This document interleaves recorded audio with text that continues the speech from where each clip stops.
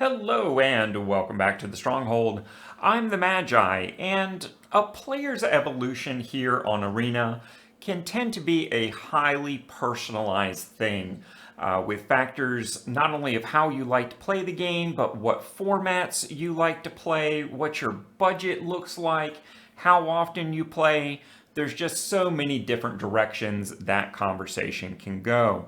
But one of the factors that I see from players more often than not is a somewhat natural transition from budget decks and moving towards a more meta style or more successful and often more expensive deck.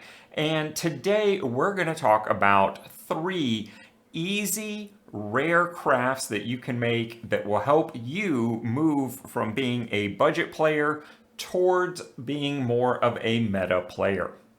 Before we get into all that, take just a second and smash the like button. Truly, it'll only take a moment to do all of those YouTube things, and it really helps the community. Speaking of community, if you haven't been seeing our community updates, take a moment, tap the bell icon, and update your notification settings. There's a lot of great information, and your voice can help shape the future of the channel. Now, what were we talking about? Oh, yeah, right. I very recently released some work rebalancing our budget to be more efficient in the way that we collected uncommons. And one of the side effects from that was not only increasing the number of rares that we expect to get each season by a little more than 8%, but also increasing our expected kind of minimum wildcards by almost 20%. That's an extra 3 rare/mythic wildcards each and every season. And while there's a lot of different things you could do with that, certainly investing those in internal formats are going to be the correct answers for many players. But a very natural extension of a little bit of resource growth like that is going to be moving from those budget decks to the meta decks in the most popular format on Arena to date, Standard. So let's take a look at 3 cards to consider crafting with those rare wildcards to make you more competitive in the most popular format on the game. Alright, first things first, let's just go ahead and get this out of the way. Spending your rare wildcards on multicolored lands is not a good idea. All dual lands, tri-lands, whatever, all they do is make good decks more efficient. So if you're looking at a deck that is already performing, say 52-53% win base, and you're just looking to keep edging that up, then maybe a dual land, a tri-land is a good investment.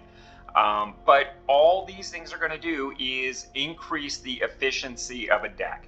So if your deck is bad, this is not going to suddenly make it good. And the people who tell you that this is the best place to put your wild cards are being very short-sighted. What you want to do is invest those rare wild cards in cards that make your deck inherently better. And that's some of the things we're going to be talking about today, are some really point of the sword, finite examples of that.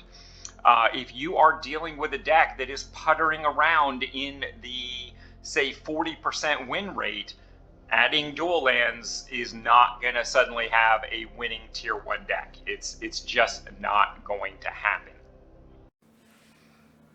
All right, so now that we got the what not to do out of the way, my first recommendation for a safe, easy wildcard craft for a rare is the red mechanized warfare. It was not too long ago that this card was a 4 of in many of the red decks, and honestly, I just couldn't get behind it. It did not do everything that people wanted it to do. But now, more often than not, the meta builds are only running 2 copies on this. And while the meta might shift and this card might not be as popular a year from now, I think it's a pretty safe craft at 2 copies, particularly since statistically, you probably already have a copy of this card. So spending one wild card to get closer to a meta deck, and really 3 or 4 meta decks, as mono red has many different forms, is a pretty safe investment and something you can feel good about. Next up, I've got a twofer for you. Valiant Veteran is a 4 of in both the mono white soldiers build and the slightly blue white soldiers build. And this is one of those cards that is an absolute cornerstone to this deck. And soldiers might not always be the mono white or mostly white build of choice, but the archetype is just too good to really go anywhere before it rotates out of standard. Even if it drops to the, I don't know, top 10 or top 15 decks in the meta, it's still going to be very playable.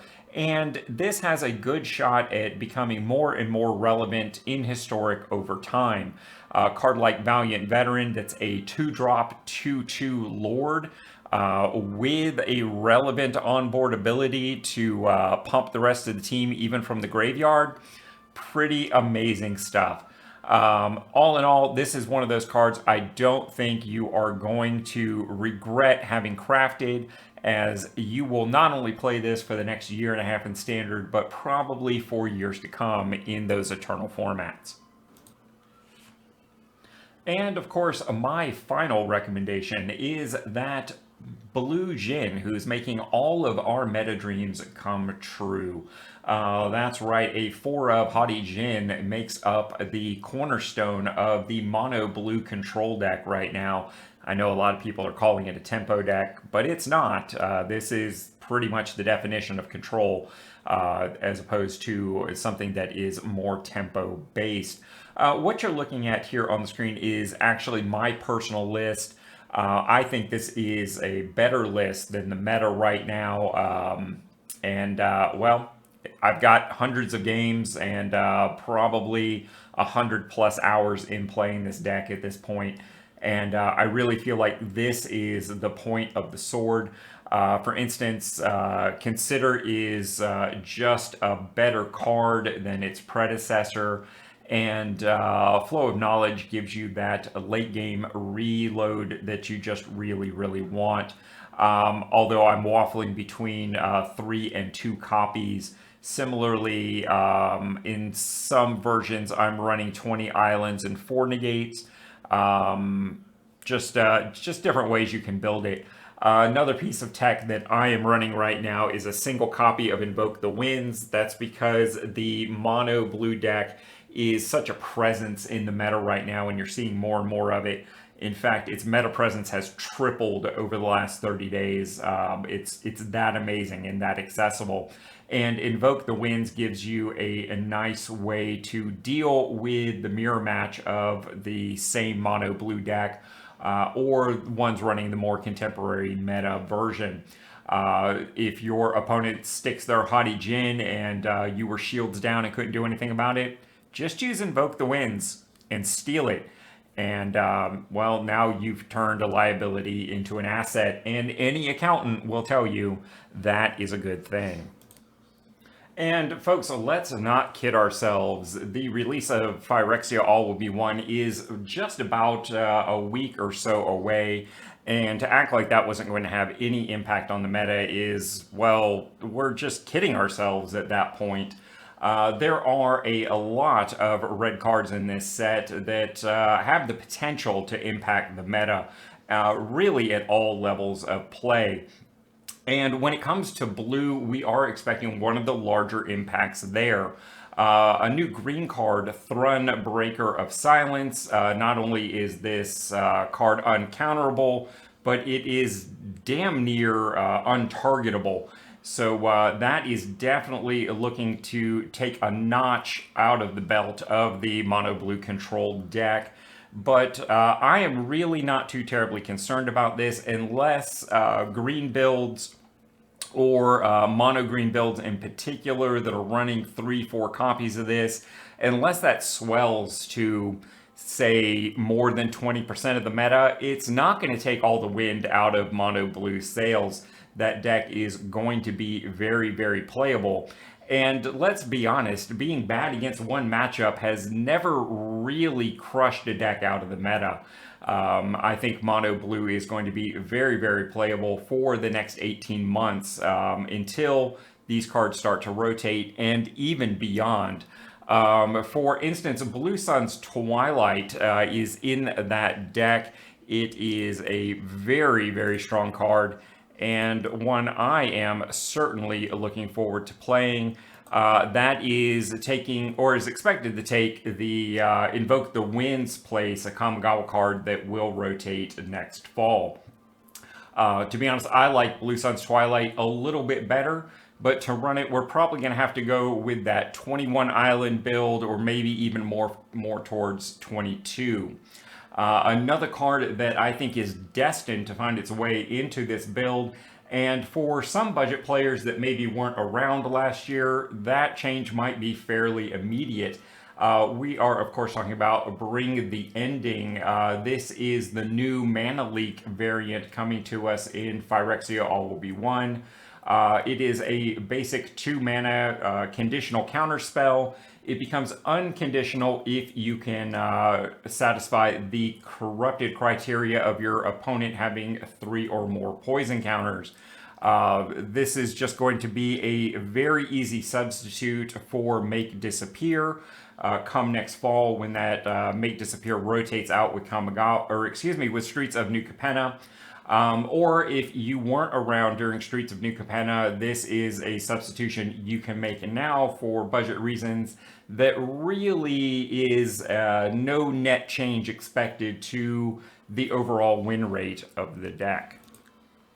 So there you go, guys. That is 3 cards that I think are very safe, comfortable, rare wildcard crafts right now, that whether you want to go, say, one of each of these cards and continue building your collection, or you want to finish the playset on 1 or 2 of these and make your decks better, I feel very confident that even any one of these is going to give you a much higher success rate with your win rates than doing rare wildcards.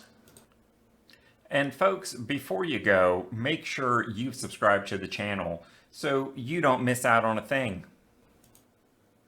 Because I know I can't change the Magic economy all by myself, but I think we can.